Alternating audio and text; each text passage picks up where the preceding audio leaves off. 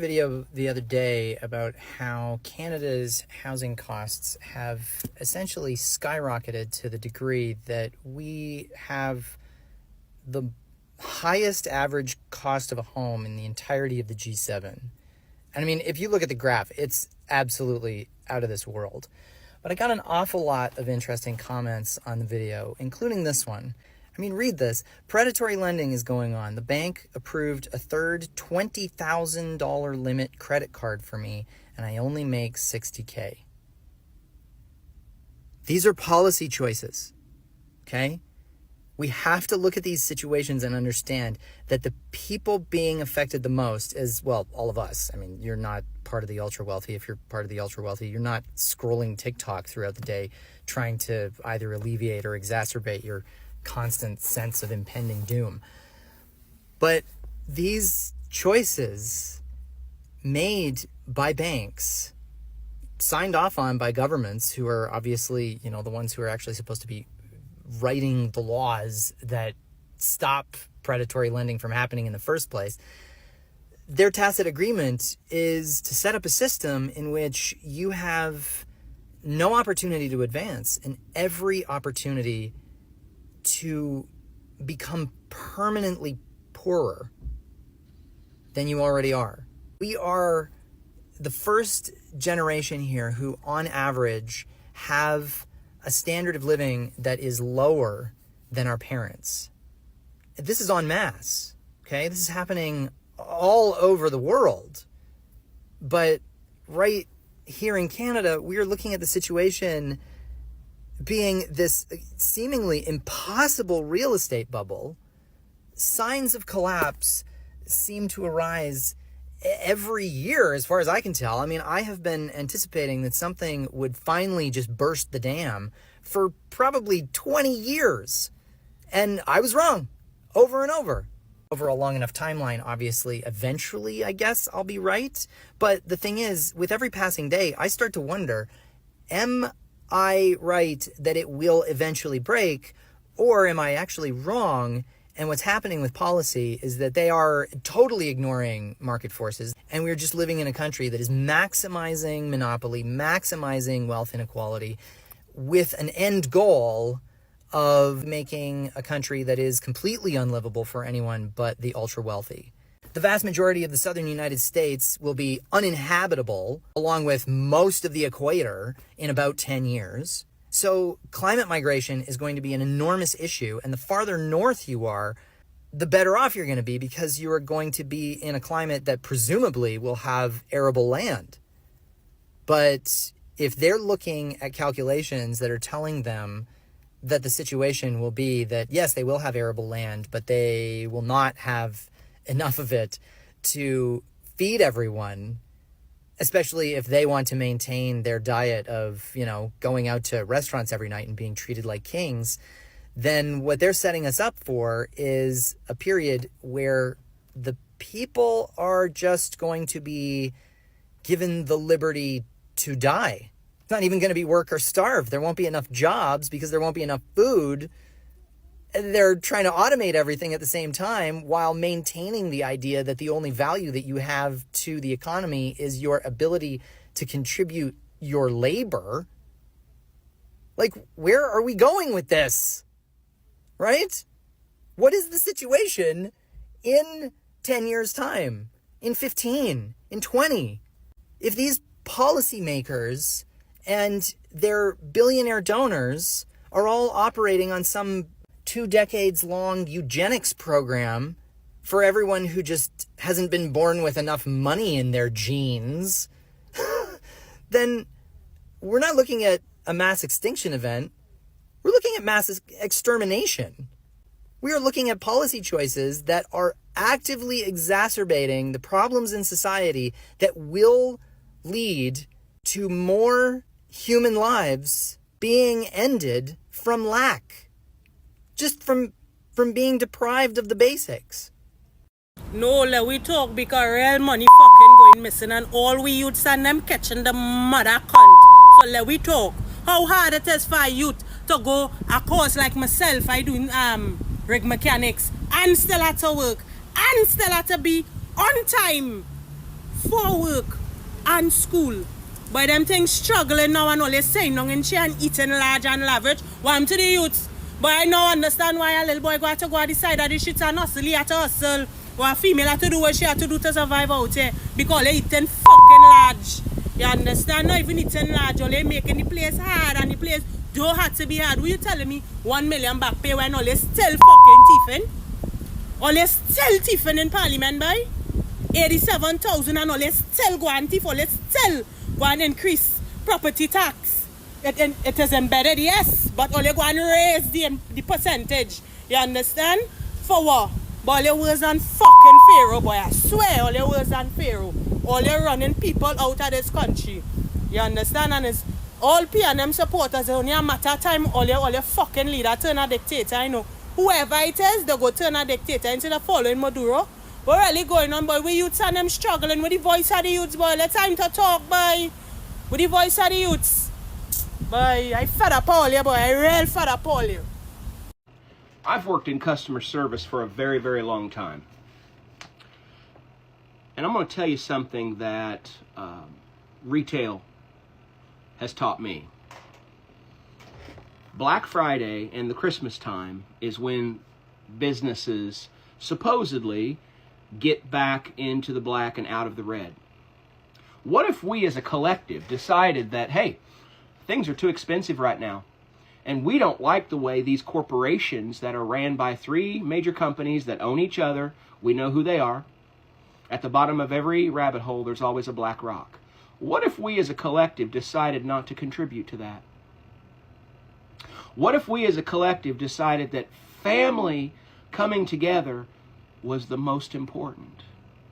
What if we decided that these holidays were a time to unify and to be united in family and in love and not spend our money on frivolous crap that our kids are just going to open up, realize they don't want, and throw off to the side anyway?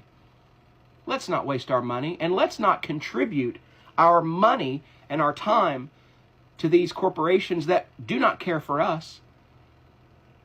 Let's unify as a family and stop giving our money to corporations. Somebody explain this to me.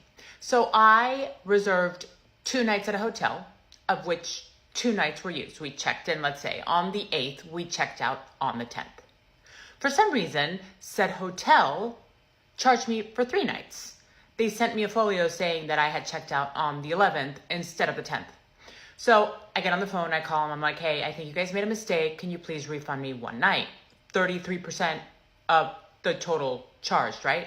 And they're like, oh, let me look into it, whatever, yeah. And so they're like, yeah, it was our mistake, we'll refund you. Well, it's like 3 days later and my card hasn't been refunded yet.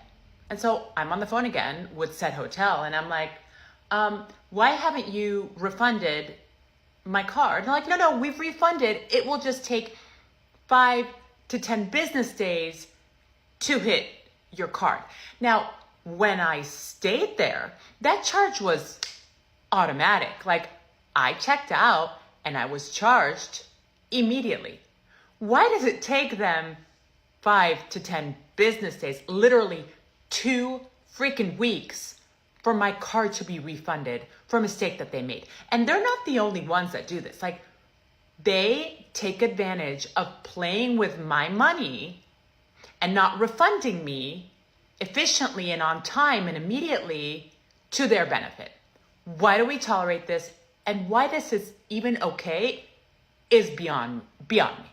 We currently live in a world where people who make less than $45,000 a year cannot afford to eat at McDonald's. It is cheaper for people to eat at home than it is for them to eat at McDonald's. And it really feels like McDonald's has lost sight of who got them to where they are. I mean, personally, I don't eat McDonald's much anymore, but when I was in high school, McDonald's was like the one place that I could afford. When I was in college, when I was a new teacher and I needed comfort food, like that's what McDonald's was for.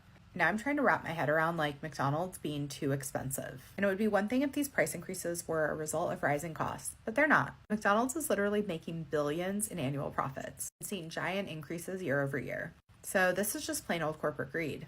And I could maybe understand it if they were really improving the quality of the food and making it healthier, but they're not. They're just charging $18 for Big Mac combos and $6 for an order of hash browns. Not because they have to, but just because they can. I'm not an expert on sales. I'm not an expert on marketing. I'm not really an expert on anything, but I think abandoning your core consumer is a mistake. Because there are much higher quality, much more nutritious foods that people can get for $18. The appeal of McDonald's is that you can get something that tastes good for a reasonable price. I can get an order of 10 Xiaolong Bao from Din Tai Fung, which has a Michelin star in Taiwan, for less than the cost of a Big Mac meal. If I want the fast food experience, I can go get a whole order of chicken crispers with 2 sides from Chili's for less than a Big Mac meal. People eat McDonald's because they want affordable food that tastes good.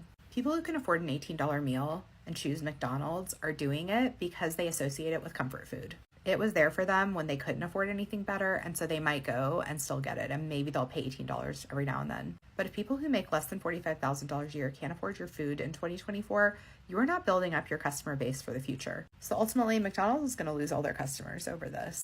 So I don't know, it seems like a big strategic miss to me. When I say I ran to TikTok to hit record as soon as I saw this, I'm not kidding, because these are my least favorite policies in all of corporate. So he starts off by saying he's just learned that some employees have side hustle, which he's upset about because there are millions of merchants depending on them at every second, and they need to be running like a professional sports team. And I don't know about you guys, but I highly doubt they're being paid like professional sports players, and I definitely doubt they're being paid to be on call all of the time. And then this part almost makes sense. He encourages them to have a Shopify store, which makes sense. But then he talks about, but as you become successful, though, you should either quit or you need to hire help. You can't juggle both. And I want to be clear, I work in HR, so this part here is not surprising to me because it's pretty common that you have to disclose secondary employment just to make sure it's not a conflict of interest. Then he says making sure you're not committing to too big of a workload, which I understand, but the problem is a lot of these businesses are not paying their employees enough to give 100% of their attention to their full-time job. They have no other choice but to take on secondary employment. And then I hate this last sentence because, again, you don't get to dictate what they do in their time off. They don't owe it to Spotify to be on call to merchants and colleagues at all times. Anyways, now that I have a headache, be sure to follow along if you like watching corporations get called out for stupid decisions. The greed in big corporate right now is absolutely out of control. When I saw this headline, I thought it had to be a joke. Check this out. Businesses are moving to a 6-day work weeks. This is out of Newsweek, so it's not The Onion, it's not a Saturday Night Live skit. It literally is the way CEOs of some of these big companies are thinking, right? They're not satisfied with the return to the office mandates, right? They want more control, they want more productivity, they want more profits. It's profits over everything else right now. And if you needed a further example that these management teams, these CEOs are only focused on shareholder price and view employees just as wealth creation tools, this is a perfect example of this. I mean, I can't believe any companies actually would try this. I'm assuming they will because somebody's going to be desperate enough to do it. But which employees would actually sign up for this? I can't imagine there'd be very many to give up 6 out of 7 days for your employer. And I'm guessing these are the same companies that are not going to have work from home. These are going to be back to office, or maybe they'll give you a Saturdays to work from office. It's, again, I thought this headline was ripped off of some satire place. But man, if Gen X didn't have enough dodgeball going on in corporate, right, between the ages and layoffs, lack of jobs, now they're going to push people back to the office for 6 days a week. I mean, I don't know where it's going to stop, but I can't believe this is going to work, right? They're going to just start handing, small and mid-sized companies the best employees, right? Because they are still people first. They're driving that way. Not all of them, but the majority of them are actually hiring as well. So you're further pushing that wedge between corporate and people first based companies. So again, if you're Gen X, you're still in corporate and you're thinking about the work week this week, you do have options. There's ways to monetize your corporate experience. I won't do it on this post, but follow me on TikTok for more, connect and follow with me on LinkedIn. And I do have a free starter kit for folks that want alternatives to corporate, but just don't know where to start. It's free. You can find it in my bio.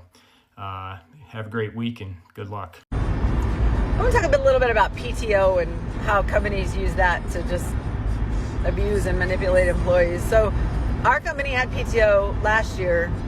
It's earned, based on hours worked. That makes sense. That's normal. And then towards the end of the year last year, we got told, oh, by the way, your PTO doesn't carry over. So everybody's scrambling to use their PTO at the last part of the year, of course, which is the busiest time, the holidays and such. And, okay, never mind, PTO will roll over. Okay, so people had some PTO that rolled over, and now we're getting the message like 2 months before the end of the year that PTO isn't, only half of your PTO will roll over. And there's no quantification about that. So it doesn't say like if you have 20 hours or more of PTO, only half of it will roll over. So basically, if I get to the end of the year and I have 2 hours of PTO, I'm only going to have 1 hour of PTO that rolls over on money, on time that I earned based on the hours that I've worked. So when you want to talk about corporate America that sucks and why the workers are uprising or trying to form unions, you have to hear this. Uber's not just using surge pricing to charge riders inflated fares. They're also using secret algorithms to undercut your driver's pay. More Perfect Union conducted a test and found that 63% of the time, Uber offered different fares to drivers for the exact same ride. And this could vary from a few pennies to a couple dollars. But if you multiply that by the billions of trips made every quarter, that means Uber execs are pocketing millions of dollars instead of paying their drivers fair wages. And what makes this even more scary is that we don't know how exactly this invisible hand works. We do know it's influenced by a lot of factors, not just location and time. They could also use your demographics, your gender, age, even your ethnicity. If all that's true, this could mean wage discrimination, which is illegal. Target, Walmart, and Amazon have all announced major price cuts moving forward, especially in the grocery sectors. And you all know exactly why that's happening. It's because we're not spending any money. But guess what? We don't have any money to spend. And they caused this situation, and now they're facing the consequences of the situation. And they fully expect that we're going to start spending money on bullshit again. And I don't think they understand that they literally trained us out of that behavior by raising prices so high that people found ways around shopping. They found ways around it. They're all hoping that by lowering costs on all these main items like bread, milk, diapers, that they're going to bring their profit margins back up to what they were before. And again, the fact that all of these places, Amazon, Target, Aldi, Walmart, they all have the ability to lower the cost because it never had anything to do with inflation or production costs. It was greed.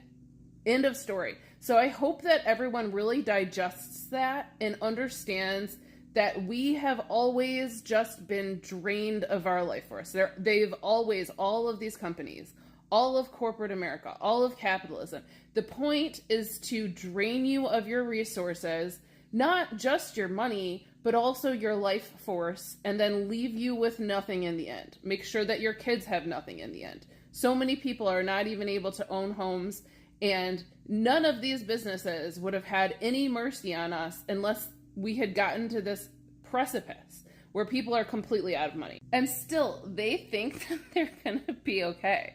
They think that they're not going to have to lower their prices back down to what they were before. But again, here's the thing. We have gone past the point of no return. The amount of debt in this country now is up into the trillions. People have their credit cards completely maxed out. So it's not like people are making a decision not to buy more groceries and not to buy more bullshit. They simply cannot. And so the major upside of this is we will get to watch a lot of these companies pay huge consequences for their greed. Dude, I am so tired of capitalism. I am so over capital. It is exhausting. Everything is awful. Everything is a money grab. Everything is... I already never go to Fred Meyer because the price gouging is insane. And now, recently, they put in these little jails, when you go in or out of the store, where there's these little gates that have to beep you open because theft is at an all-time. Shut the fuck up, Fred Meyer. You are price gouging, making it impossible for people to even afford food and necessities. When you're locking up, not even the expensive fancy stuff, you're locking up stuff that are essentials, things that typically often people in poverty need to buy, and you're locking it up. It's dehumanizing, and it's anyway, but they have these little gates, because God forbid somebody steal a shopping cart or something because they don't have a house and they need somewhere to put their few belongings in before they get swept in another police sweep of the homeless encampment. Shut the fuck up, Fred Meyer. And then on top of that, and this was the last string, I had to go get gas at Fred Meyer the other day because I wasn't paying enough attention, and then I didn't have enough to make it to the gas station that I do like. And not to mention that the rewards now, you used to be able to carry over your gas rewards, but now they all expire and you can only get a maximum of X amount. Anyway, I had a long day at work. I was socially drained. I just needed to get some expensive gas at Fred Meyer to get me through the day. And now they have a worker who goes around to people while they're pumping gas, trying to sell them a Fred Meyer credit card to get them an extra 55 cents off the gallon in gas. Are you fucking kidding me? Now you can't even get your gas in peace because they've got somebody coming up to you being like, oh, were you able to get a discount today? Oh, would you like to get another 55 cents off by signing up for our credit card? And I'm like, I'm not even mad at the worker because it's somebody who is older and they're probably at an age where maybe they'd love to retire, but I'm sure that they can't because no one can afford to retire. And I'm sure that if they don't make a certain amount of sales doing this job that is just harassing people, they're probably punished in some way, like that poor fucking worker. But also, poor us, because we're just trying to get gas, and now somebody's trying to sell us a credit card while we're pumping our gas? Are you kidding me? And it's everything. I mean, this is just a Fred Meyer specific rant, but it's everything. It's already paying for Amazon Prime and then being told, oh, sorry, now there's ads, but you can give us more money if you want to take away the things that weren't there before, but we just added on now. No problem. Give us more money if you want us to undo that. There's so many things, right? But this was a specific rant about, fuck you, Fred Meyer. Leave me alone while I'm pumping my gas. Oh my God. Encouraging people to take out more debt, to get further bogged down in the vicious cycle of debt. And also, if you can give me 55 cents off the gallon, then just give me 55 cents off the gallon. I thought that oil prices and gas prices were fixed and then nobody could control them and it was out of everybody's hands. But if I sign up for a Fred Meyer credit card, a Fred Meyer credit card, then all of a sudden gas prices are flexible? Fuck you, Kroger. And fuck you, late-stage capitalism. I'm so tired. Housing is out of reach, wages aren't keeping up with corporate price gouging, everything is getting more expensive, childcare is more expensive, education is more expensive, but the geniuses at economists have identified the real problem. You're getting paid too much.